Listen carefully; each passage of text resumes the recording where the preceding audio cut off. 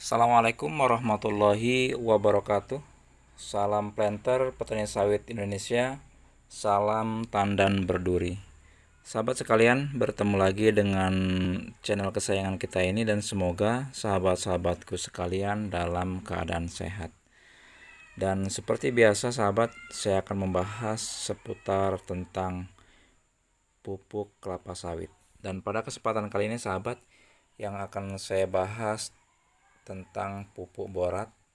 Jadi untuk lebih jelasnya sahabat tonton video ini sampai selesai. Jangan dipenggal-penggal agar tidak gagal paham ya sahabat ya.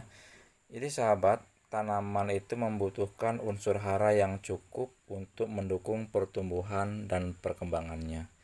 Secara umum sahabat, unsur hara dapat dibagi menjadi dua, yaitu unsur hara makro dan unsur hara mikro. Unsur hara makro adalah unsur hara yang dibutuhkan tanaman dalam jumlah yang banyak. Contohnya adalah nitrogen, fosfor, kalium, dan magnesium. Sedangkan unsur hara mikro merupakan unsur hara yang dibutuhkan tanaman dalam jumlah sedikit ya sahabat ya. Jadi contohnya seperti boron, natrium, zinc, dan Fe. Begitu juga unsur hara mikro dianalogikan sahabat dibutuhkan dalam jumlah kecil tapi perannya sangat penting.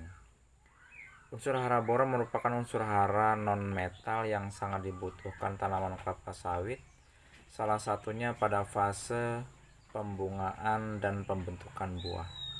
Selain itu, boron juga berperan penting dalam membantu perkembangan sel baru, mengatur keseimbangan nutrisi tanaman, dan meningkatkan laju fotosintesis.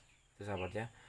Dan dampak kekurangan boron pada tanaman kelapa sawit ini umumnya sering terjadi pada kelapa sawit yang dibudidayakan pada areal dengan tanah berpasir dan tanah gambut.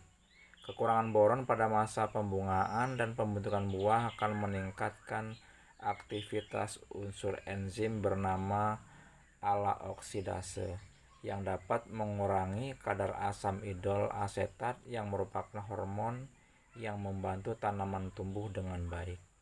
Apabila hal ini terjadi, akibatnya akan menghambat pertumbuhan dan perkembangan buah serta dapat menurunkan kualitas buah kelapa sawit kita. Selain kekurangan boron pada kelapa sawit juga dapat menyebabkan luas daun menjadi mengecil sehingga fotosintesis menjadi tidak maksimal. Lalu bagaimana gejala kekurangan boron pada tanaman kelapa sawit kita? Seringkali kita melihat sahabat daun keriting dan pelepah yang memendek pada tanaman kelapa sawit. Hal ini merupakan gejala kekurangan unsur hara boron dan pada umumnya terjadi pada fase tanaman belum menghasilkan atau TBM ataupun tanaman kelapa sawit yang masih muda, yakni di umur 4 sampai 8 tahun. Sahabat, walaupun begitu, tak jarang juga gejala ini muncul pada tanaman remaja dan juga dewasa. Sumber boron alami adalah bebatuan dan mineral borat yang dibentuk dari endapan gas vulkanik. Boron juga bisa berasal dari pelapukan bahan organik, air, irigasi, pupuk atau hasil kegiatan industri seperti residu dari bahan bakar, penambangan, dan lain-lainnya.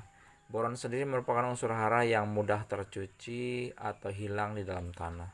Oleh karena itu, pemupukan biasanya dilakukan setiap tahun. Secara umum terdapat dua jenis pupuk sebagai sumber boron, yakni dalam bentuk larutan maupun padatan seperti pupuk borak dan biji mineral atau bebatuan yang mengandung mineral yang dihaluskan. Pupuk borak yang merupakan campuran boron alami dan natrium dapat dengan mudah larut dan tersedia bagi tanaman. Namun hal ini juga membuatnya mudah hilang akibat hujan ataupun penanaman di tanah berpasir. Berbeda dengan campuran pupuk biji mineral seperti pupuk dari campuran bebatuan kolemanit dan aleksit, di mana pupuk ini melepaskan boron lebih lambat atau yang disebut dengan slow release. dan lebih bisa bertahan lama di tanah dibandingkan dengan pupuk borak. Nah, sekarang sahabat petani sawit sekalian tentunya sudah mengerti bagaimana pentingnya boron untuk mendukung pertumbuhan dan produksi kelapa sawit secara optimal. Mari kita ciptakan perkebunan kelapa sawit yang lestari dan berkelanjutan dengan melakukan pemupukan secara tepat. Demikian sahabat ya, semoga bermanfaat. Assalamualaikum warahmatullahi wabarakatuh.